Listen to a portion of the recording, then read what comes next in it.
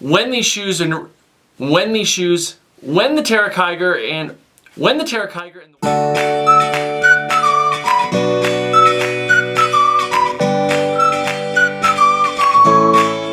What's up guys, Brandon here from Gearist.com. Today we're going to be taking a look at the Zoom Wildhorse number 3 from Nike.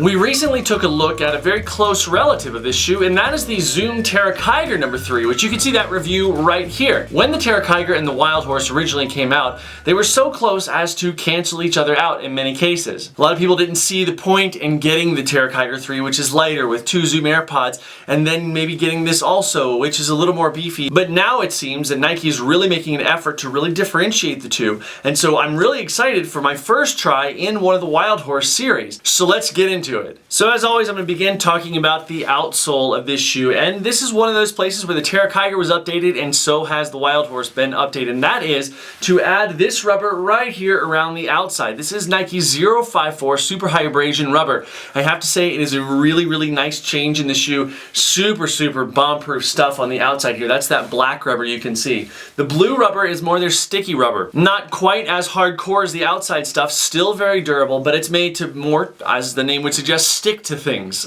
Now the outsole is full contact and full coverage, which you can see right there. There are no significant gaps anywhere that would make it kind of have an arch cut out in it at all. With all that rubber that's on the bottom, especially the stiffer rubber, there's going to be the chance of a shoe being a little bit stiff. Now, this is not a stiff shoe, I should say that. Look, you can bend it, you can move it, but it is stiffer than it would be if there were more significant flex grooves. Now the Terra Kiger has some places where the rubber is actually cut out, and this guy you can see right through there, those are the major flex grooves.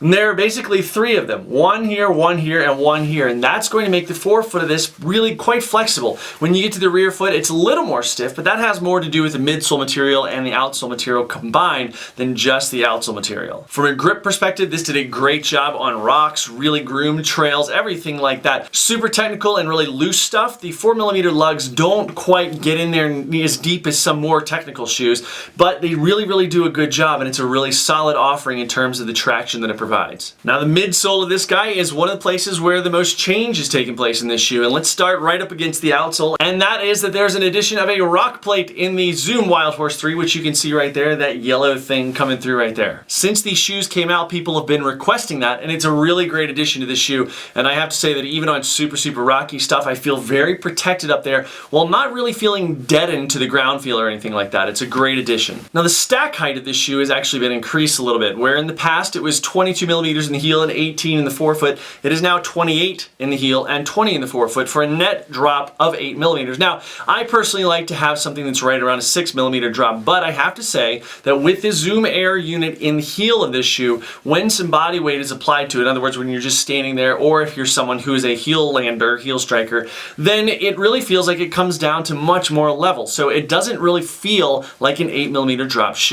Back to that ground feel a little bit, you know, I usually don't mind the addition of a little bit of stack to this. It doesn't bother me, but in this case, the ground feel, it's not super deadened, but here and there you can find that you're not really going to be able to feel the trail. And mainly this is going to take place on some buffed out stuff, some really groomed trails, some nice single track or something like that. On rockier terrain, it's going to come through. Even with that rock plate, you're going to still be able to feel, but that is again a more dramatic change of terrain, so you're going to feel that a little more. It's not a huge deal, but just something worth mentioning. Another aspect where that additional midsole stack is going to come in play is weight. This guy right here, my size 11, comes in at 11.8 ounces, which is not light. Again, I didn't really run in earlier versions of this shoe, so 11.8 ounces is what it is to me. However, from what I've seen of a bunch of other reviewers, this 11.8 ounces is a weight gain of about an ounce, maybe a little more than an ounce. So it's not the biggest deal in the world, and I suggest you try it on before making a call based just on me telling you what the weight is. Something that I've enjoyed since these shoes launched a few years ago was that upper. It's just a very simple mesh, and it really is very comfortable,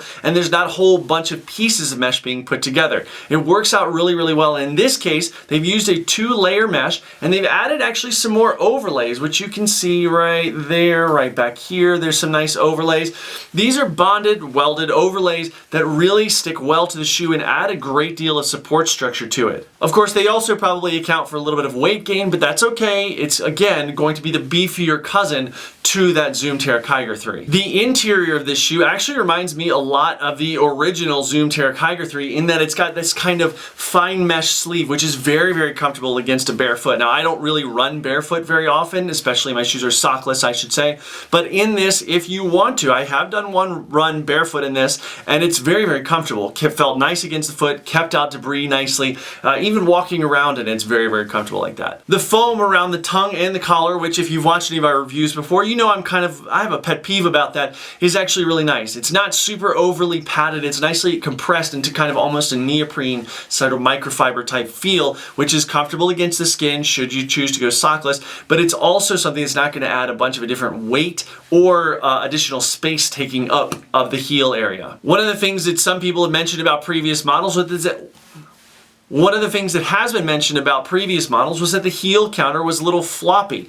In this case, they have really reinforced it. It's actually quite rigid, especially down toward the bottom, and keeps a nice formed heel cup in there that I think a lot of people are going to like. Talking about the fit of the shoe, this size 11 fit me exactly where I would expect it to be and fits exactly the same way as the Zoom Terra Kiger. Now, starting at the back of the foot for the intricacies of fit, I feel like my very average foot fit very nicely in here. It's very comfortable, kept me nice and cinched down in there. As you move into the midfoot, also, again, very comfortable, and the addition of these fly wire laces you can see right there, that's really nice and really hugging the foot and keeping it in there. Now, for a wider foot, I can actually see a wider foot to a degree. If you're saying like a 4E foot, you might have some trouble. I mean, it really depends. Try it on your foot before you buy it. However, for a more narrow foot, I don't think that it would necessarily work. There is cinched down space up here, especially with that fly wire setup, but I just am not sure that the heel cup, because it's so well defined and again fits my average foot very well and feels like there's actually even some room, I don't think that a narrow foot would be able to cinch that down enough. I'm not sure. Again, it's well worth trying on. Probably my favorite aspect of the fit of this shoe is that 4-foot toe box. As you can see right there, it's nice and round. It fits very, very well. Wider than the Zoom Terra Kiger 3.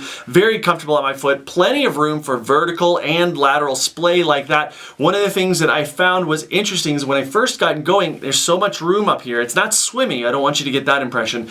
But I had to work out the laces a little bit because there's this balance of cinching down tightly, but not too tightly to cut off circulation, just enough to make sure you're not sliding around in there. So once I had that figured out and dialed in, it was right on. As for the ride of the shoe, I really enjoyed it. It can handle pretty much any terrain. Although again, I live in Colorado, so that kind of Pacific Northwest, East Coast wet forest, that's not really my thing, but I can't see it really having a problem. One thing that I've mentioned a second ago is that the ground feel, due to the additional stack height and the addition of that much requested rock plate, isn't exactly as great as the Zoom Terra Kiger 3. Now, it's not bad or anything like that. It's just a little muted in places. And again, people that are looking for a little more cushion and that rock plate protection are probably going to be really, really happy with it. It's also important to keep in mind, again, that Nike is really making an effort, it seems, to separate the Terra Kiger from the Wildhorse, and that is one more place where the agility of the Terra Kiger that's kind of its hallmark of that shoe. In this shoe, while it still provides plenty of agility and you've got all the kind of flexibility that you would want for that, it's not as light and flexible and nimble and all that as the Terra Kiger. If I'm being honest, I thought this was going to feel a little bit bulky on my foot, but it really didn't. Instead of kind of getting in the way, this feels like a shoe that is really kind of staying in the background and letting you do your thing with really enhanced traction. Now, while that may make you take some silly risks, it's also a really cool shoe for going off-road on some pretty cool adventures. This model year, the Nike Zoom Terra Kiger 3 and the Zoom Wildhorse 3 have really come into their own. Nike's done a great job at rounding out their trail shoe lineup by making sure that these are two very distinct shoes instead of one that's kind of like a touch off of the other. These are definitely different shoes, but which one would I choose? Well, in terms of ground feel, I just can't say no to that Terra Kiger, but if I'm looking to go long, especially over more technical / rocky terrain that's going to kind of beat up on my foot, this is something that I would seriously consider. The other appealing option to this is that it comes in actually below the Terra Kiger at $110, and you may actually be able to find it a little cheaper down in our description if we found it. There are people that will not touch Nike shoes, that haven't touched Nike shoes in a long time, but I beg you to try this out. If you've got some trails near you, you're looking at a new trail shoe, this and the Zoom Terra Kiger 3, which again, you can see that review right here, are certainly well worth looking at. They're both well-defined shoes that serve different purposes, and both of them are quick and really nice. My question for you guys today is, have you tried any of the versions of the Wildhorse 3 or the Zoom Terra Kiger 3? Let's hear it in the comment section down below. If you guys have any questions about this video or any of our videos, please let us know by leaving a comment down below or contacting us at info@gearist.com.